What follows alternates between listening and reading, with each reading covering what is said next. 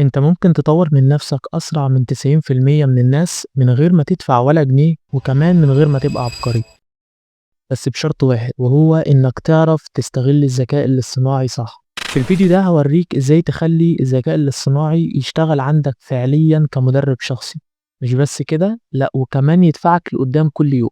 المشكلة اللي عند الناس إن الناس فعلا عايزة تطور من نفسها ولكن مش عارفة تبدأ منين. الكورسات كتير والوقت قليل والمعلومات أكتر من اللازم، النتيجة تأجيل ورا تأجيل ورا تأجيل وناس تانية تسبقك. طيب إيه الفرق بينك وبين اللي بيسبقوك؟ هما مش أحسن منك ومش أذكى منك وكمان هما مش أغنى منك، هما بس بدأوا يستخدموا الأدوات دي، وبدل ما يقلقوا منها أو يخافوا هما بدأوا يشتغلوا بيها فعليا. أنا عايزك بقى تركز معايا كويس جدا في الكلام اللي جاي ده لأنه ممكن يغير طريقك تماما. في الفيديو ده مش بس هقولك روح استخدم الموقع ده أو حتى نزل الابليكيشن ده، لا أنا هقولك بالظبط إزاي تخلي ال AI يشتغل عندك كشخص مدرب أو مساعد أو حتى كشخص خبير. مشكلة الناس في البداية هو كلنا عايزين ننجح، كلنا عايزين نطور من نفسنا، وكلنا عايزين نتعلم مهارات جديدة، بس أول ما بتبدأ بتحس إن الدنيا كبيرة والكورسات كتير والمعلومات أكتر من اللازم، فتبدأ تقول بكرة، والغريب إن بكرة ده ما بيجيش. طيب ده كله ليه؟ لأن مفيش حد بيسهل عليك الرحلة، مفيش حد بيسهل عليك الطريق، مفيش حد بيجي يقعد معاك وبناء على وقتك واهتماماتك يقول لك اعمل واحد اتنين تلاتة. وهنا يجي دور ال AI.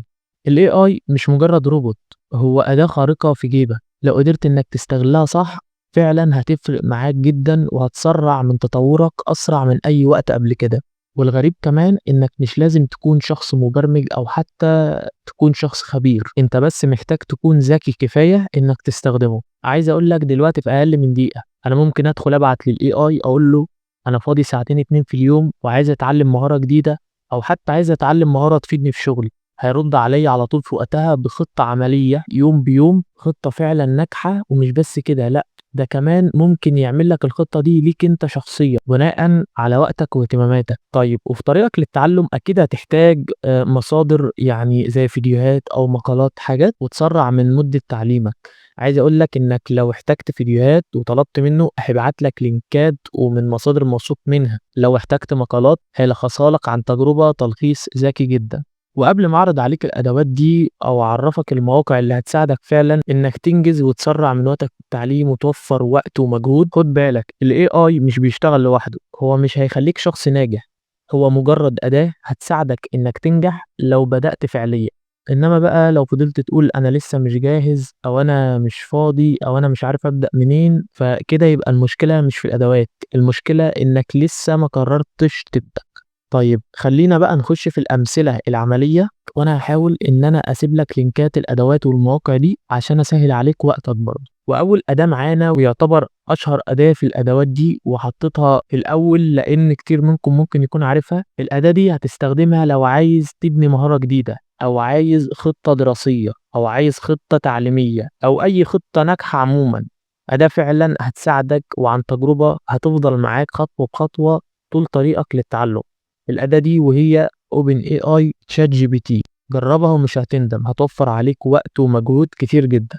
طيب لو بقى انت بتحب التنظيم وعايز الذكاء الاصطناعي يعمل لك خطة دراسية او حتى جدول تعليم بس بشكل منظم كده، عايز اقول لك ان الأداة دي هي قوية فعلا جدا في النقطة دي، هتعمل لك جدول تعليمي او خطة دراسية ناجحة بشكل منظم تماما. الأداة دي وهي Notion AI، وعن تجربة الأداة دي فعلا قوية وتستحق إن أنت تجربها.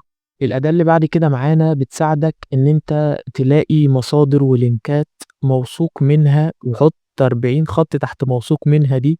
فعلا أداة قوية جدا في النقطة دي، إن هي بتجيب لك مصادر ولينكات لأي مجال أنت بتتعلمه، أي مجال أنت بدأت فيه جديد تقدر تستعين بالأداة دي، هتجيب لك كل المصادر اللي أنت هتحتاجها ومصادر موثوق منها وناجحة 100%. الأداة دي اسمها بيربلكسيتي اي اي، يا ريت اكون نطقتها صح، مش المهم قوي النطق، المهم ان انت تعرفها. يعني انا ممكن اكتبها لك على الفيديو او اسيبها لك تحت في الديسكريبشن ان شاء الله، المهم انك هتوصل لها يعني ما تقلقش. مش عايز اقول لك ان الأداة دي اسرع كمان من بحث جوجل، فهتساعدك كتير جدا وتوفر عليك وقت ومجهود كتير. الأداة اللي بعد كده معانا هتستخدمها لو أنت عايز أو بتحب تذاكر وتفهم بالتلخيص. الأداة دي فعلا بتقرأ أي كتاب أو فيديو أو كورس وبتلخصه لك تلخيص ذكي جدا. الأداة دي اسمها مايند جراسب.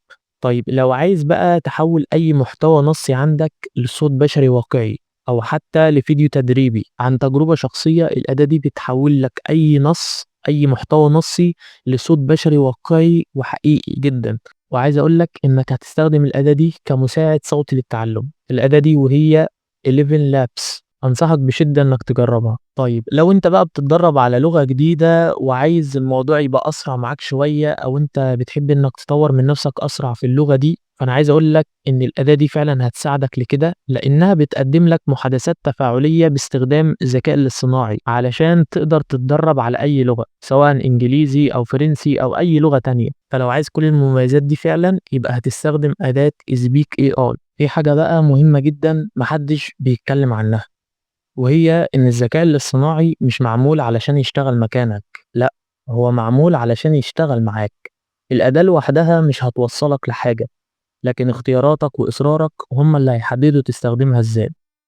في ناس بتستنى تتعلم كل حاجة قبل ما تبدأ، وفي ناس بتبدأ وتتعلم وهي ماشية في الطريق. واللي بيكسب في الآخر طبعا اللي بيستخدم الأدوات وهو بيجري، مش وهو واقف.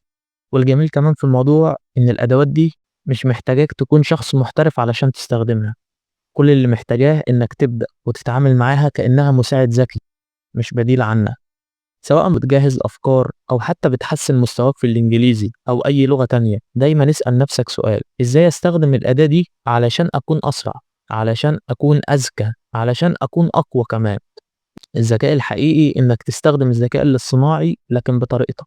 كل يوم جديد بيبقى عندك فرصة جديدة، يا تتفرج على الناس وهي بتجري، يا تبدأ تجري انت كمان.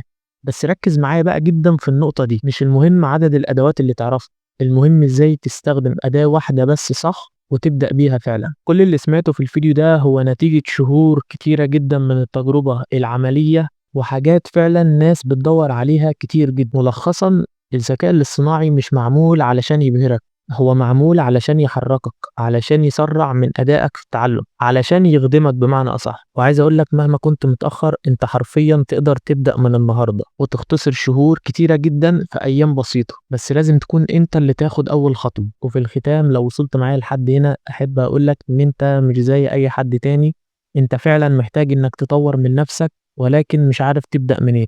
أحب أقول لك إن أنا هنا علشان نبدأ خطوة بخطوة مع بعض. لو الفيديو ده صح جواك فكرة معينة أو دفعك لحاجة معينة، فأنت تقدر تقدر ده بلايك أو كومنت. حاجة بسيطة زي دي فعلا بتفرحني جدا وبتساعدني إن أنا أكمل وأواصل دايما.